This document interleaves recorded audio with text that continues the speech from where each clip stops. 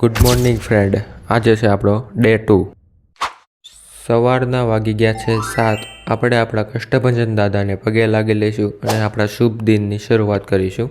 આપણે હવે આપણી કંપનીએ જઈશું. કંપનીએ પહોંચી ગયા છીએ. હવે આપણે બીજી જગ્યાએ સામાન લેવા જવાનું છે. સામાન લઈ લીધો છે. હવે આપણે આપણી પાછી કંપનીએ જઈશું.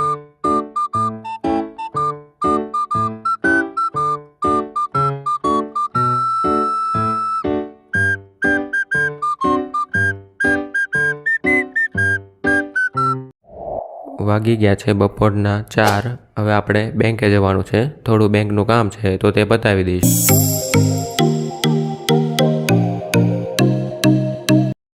વાગી ગયા છે સાંજના 7. હવે આપણે ઘરે જઈશું. ત્યાં રસ્તામાં હાથી જોવા મળ્યો. ગાઈસ, તમે કમેન્ટમાં જણાવશો તમે ક્યાં ક્યાં હાથી જોયો છે.